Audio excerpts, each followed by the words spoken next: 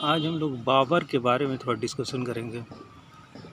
बाबर की जानकारी हमें तुजुक बाबरी से मिलती है। बाबर इब्राहिम लोदी को हरा के भारत में अपना शासन, अपना आधिपत्य कायम किया। एक्चुअली बाबर अपने तुजुक बाबरी में बहुत सारा कुछ वर्णन किया है, उसके बारे में हम लोग जान सकते हैं। असल में क्या है, बाबर के तुजुक बाबरी से भी बहुत सारे क्वेश्चन आते हैं, इसलिए इसमें इसकी जानकारी थोड़ा होना भी ज़रूरी है और कुछ जनरल स्टडी के लिए भी। बाबर के द्वारा इसका वर्णन किया गया है तुजुक बाबरी में। वह इसमें लिखा है भारत के बारे में, किसी भी चीज़ को देखने और समझने की बाबर में असाधारण शक्ति थी।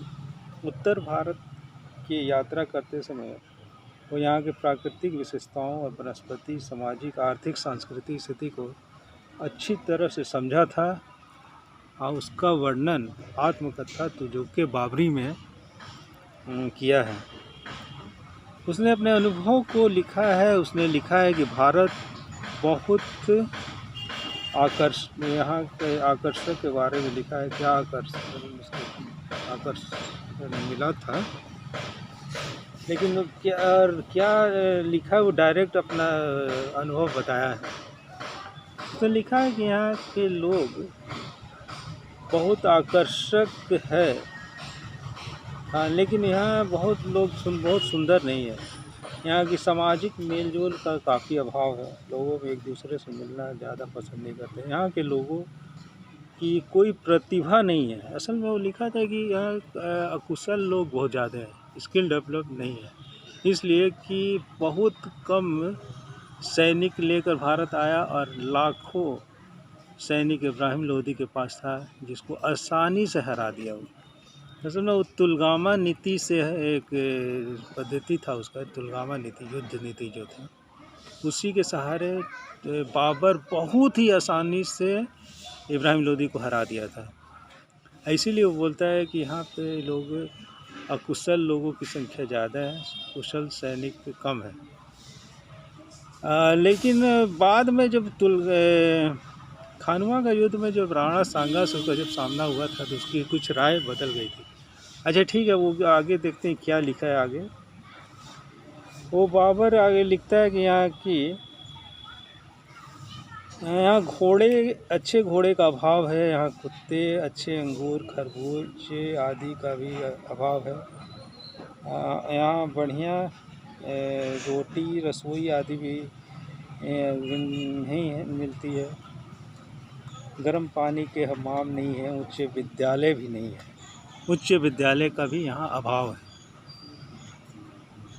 और यहाँ मैंने बत्ती जो बोलता था कि किस तरह के बत्ती लाइट जलाया जाता था, वहाँ में एक दिया का वर्णन किया है कि यहाँ दिया जलाया जाता था और वो भी गंदे आदमियों का एक झुंड रहा करता था। वही लोग इसकी दिया जलाने का काम करते थे। दिया जो तेल की कुप्पी का उपयोग किया जाता था। फिर आगे लिखता है कि यहाँ बड़े बड़े नदी और पहाड़, झरने आदि को छोड़कर पानी के कोई विशेष साधन नहीं है। ये साधनों का अभाव है। यहाँ के निवासियों के स्थान में किसी तरह का बहुत आकर्षक नहीं है। रहन सहन में कोई आकर्षक वो नहीं है। यहाँ बागीचे में पानी ऐसे बहते रहता है और इसके बनावट में कोई सिस्टमेटिक तरीक़ा से नहीं है। इसमें कटाव, सुंदरता और समानता नहीं है और ना ही कहीं ये हवादार है।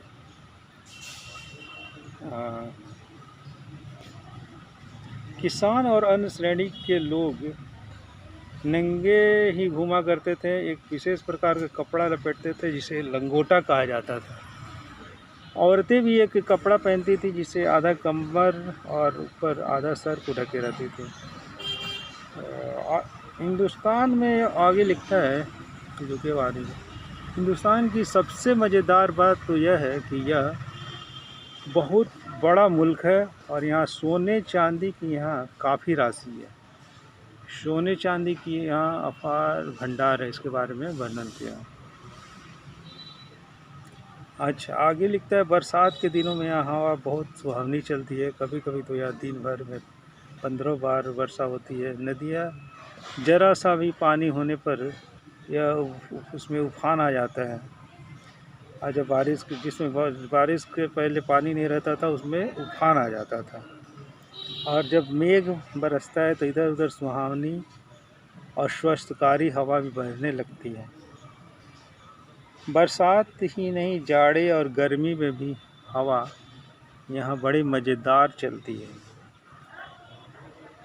हिंदुस्तान की दूसरी बात है कि खासियत है कि यहाँ पे हर तरह के असंख्य लोग रहते हैं और हर तरह के अलग अलग जातियों में बटे हुए हैं, जिनका काम अलग अलग है, जो अलग अलग अपना जाति के अनुसार काम करते हैं। यहाँ प्रत्येक काम को करने के लिए अलग अलग जाति है, जो हर पीढ़ी दर पीढ़ी वही काम करती है।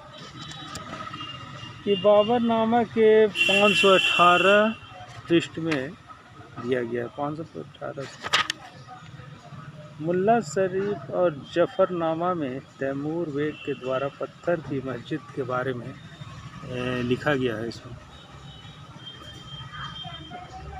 ठीक है, आगे देखते हैं। बाबर ने जो कुछ भी देखा वो एक विजेता के दृष्टिकोण से देखा था। वह लिखा है कि हिंदुस्तान के लोग मिलनसार नहीं होते, लेकिन अगर वह मध्यम वर्ग के लोगों से मिला रहता तो उसकी राय बदल जाती, क्योंकि यहाँ काफ़ी अधिक अच्छे और पढ़े लिखे लोग भी थे। बाबर ने तुजुके बाबरी बाबरनामा अपनी मातृभाषा में लिखा था और फारसी में उसने 2 बार इसका अनुवाद किया गया। एक बार तो पद्मक खान और दूसरी बार अब्दुल रहीम खाने खाना ने किया था इसका अनुवाद। अच्छा, अंग्रेजी में देख लेते हैं, बहुत ही इम्पोर्टेंट है, एस्किन और बेब्रिज ने किया था। बेब्रिज ने इसे तुर्की भाषा से डायरेक्ट इंग्लिश में इसका अनुवाद किया था। और ये हम लोग देखें, बाबरनामा का वर्णन बाबर के द्वारा किया गया था। ये बहुत ही महत्वपूर्ण चैप्टर है, ये जीएस वगैरह के लिए काफ़ी लाभदायक है। और आगे बाबर के तुलगामा पद्धति काफ़ी इम्पोर्टेंस था, इसके बारे में हम लोग आगे डिस्कशन करेंगे एक बार फिर बाद में। और किस तरह उसने तुलगामा नीति के द्वारा भारत पर कब्जा किया। ये था हमारा तुजुके बाबरी पर एक डिस्कशन था। Okay, thank you very much.